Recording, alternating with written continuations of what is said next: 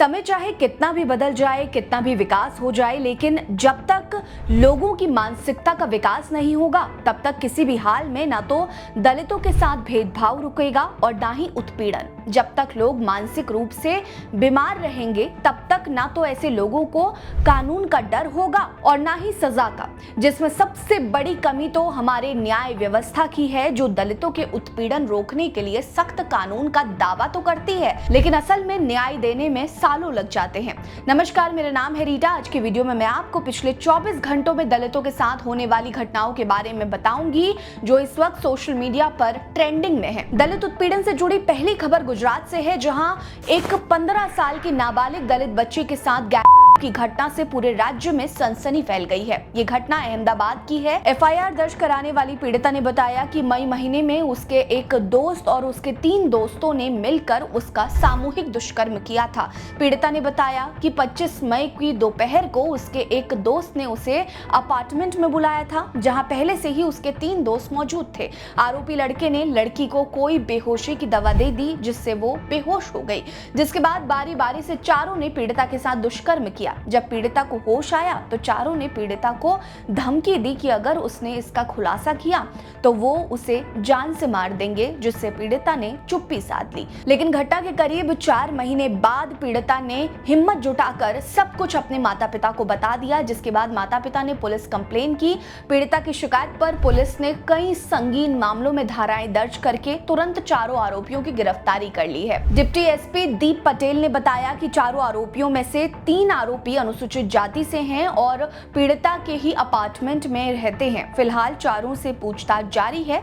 जांच पूरी होने के बाद आगे की कार्रवाई की जाएगी। दलितों से जुड़ी अगली खबर झारखंड से सामने आई, जहां पहचान और जाति छिपाकर एक 4 बच्चों के पिता ने एक नाबालिग दलित लड़की से शादी कर ली। ये घटना गिरिडीह बिरनी प्रखंड के भरकट्टा ओपी क्षेत्र की है, जहां सुखदेव मंडल नाम के एक शख्स ने खुद को सुखदेव तूरी बताकर एक दलित नाबालिग लड़की से शादी कर ली, जबकि वो पहले से ही 4 बच्चों का पिता है और उसकी 20 साल की बेटी की शादी भी हो चुकी है। आरोपी सरिया थाना क्षेत्र के औरवाटांड का रहने वाला है, जो शादी के बाद से अपने ससुराल में ही रह रहा था। लेकिन जब वो काफी लंबे समय तक लड़की को ससुराल लेकर नहीं गया तो ग्रामीणों को उस पर शक होने लगा, जिसके बाद सुखदेव को पकड़कर जब ग्रामीणों ने सख्ती से पूछताछ की तो आरोपी ने मोबाइल से सारे रहस्यों का पर्दाफाश हो गया। नाबालिग के परिवार ने बताया कि आरोपी युवक गांव में महिलाओं के लिए रोजगार स्कीम लेकर आया था और कहता था कि उसका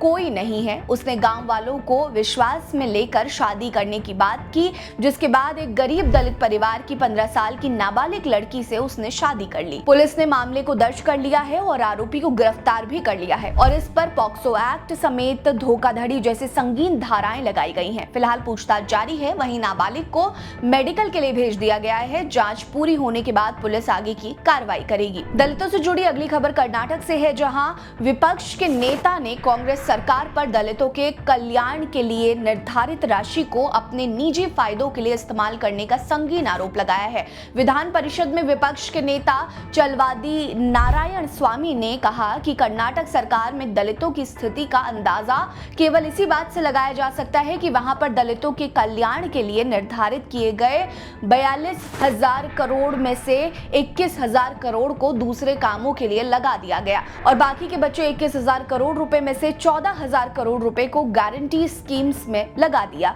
तो वहीं 7,000 करोड़ रुपए समाज कल्याण विभाग को दिए गए, जिसे अंतर्राष्ट्रीय लोकतंत्र दिवस और संविधान दिवस के आयोजन में खर्च करने के लिए लगाए गए। यानी कि दलितों के हिस्से में क्या लगा? नीलबट्टे जीरो। उन्होंने साफ कहा कि सरकार की ये नीतियां केवल बता रही हैं कि सरकार वाकई में दलितों के हक के लिए कितना काम कर रही है। दलितों से जुड़ी अगली खबर बिहार के लखीसराय से सामने आई, जहां भूमिहीन दलितों के लिए 5 डिसिमिल जमीन देने की मांग की जा रही है। लखीसराय जिले में दलितों की स्थिति को देखते हुए दलित मुक्ति मंच जिला संयोजक कमेटी ने केआरके मैदान से जिला समाहरणालय तक मार्च निकाला और वहां धरना प्रदर्शन किया। उन्होंने जिलाधिकारी को ज्ञापन सौंप कर कहा कि दलित समुदाय के लिए जो भी जमीन आवंटित की गई है उन जमीन पर अभी अभी तक मालिकाना हक तक नहीं दिया गया है। दबंगों ने उनकी जमीन को हथिया लिया है, इसलिए जरूरी है कि सभी दलित भूमिहीनों को 5 डिसिमल जमीन दी जाए जिस पर उनका ही मालिकाना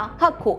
संयोजन कमेटी ने बताया कि गांव में दलितों की स्थिति इतनी दयनीय है कि कभी उनकी जमीनों को वन विभाग का बताकर हथिया लिया जाता है, तो कभी मंदिर बनाने के नाम पर गांव के सरकारी स्कूल को भी बंद कर दिया गया ताकि जबरन निजी स्कूलों में एडमिशन दिलाया जाए, जो दलितों के लिए बेहद मुश्किल है। संयोजन कमेटी ने दलितों की स्थिति को देखते हुए उनके लिए स्थायी जमीन की मांग की है ताकि उन्हें कोई जबरन विस्थापित ना कर सके। दलितों से जुड़ी अगली खबर तेलंगाना से सामने आई, जहां दलित समाज को सम्मान देने की एक नई पहल की गई। दरअसल तेलंगाना के हैदराबाद में बीजेपी सांसद एटाला राजेंद्र ने नारायण खेड़ में विश्व हिंदू परिषद के सामाजिक समरसता अभियान के तहत एटाला की पाड़ा पूजा में दलित और लंबाड़ा महिलाओं को सम्मानित करते हुए उनके पैर धोए। बीजेपी सांसद ने बताया कि काफी लंबे समय से जातिगत भेदभाव और उत्पीड़न झेल रहे दलित समाज को बराबरी और सम्मान से जीने के लिए इस अभियान की शुरुआत की गई है। जातिगत भेदभाव के खिलाफ ये उनकी बड़ी शुरुआत है। उन्होंने कहा कि यह अभियान जाति और धर्म से परे समानता की मानसिकता पैदा करना चाहता है और दलित महिलाओं के पैर धोने से इसकी शुरुआत की गई है। उनके ऐसा करने से भविष्य में लोगों की सोच जरूर बदलेगी और जल्द ही ये सारी कुरीतियां भी खत्म हो जाएंगी। दलितों से जुड़ी इन खबरों पर आपकी क्या राय है, कमेंट सेक्शन में हमें जरूर बताएं। आप इस वीडियो को देश के कौन से हिस्से से देख रहे हैं ये भी बताइएगा। हमारे साथ बने रहिए। नमस्कार।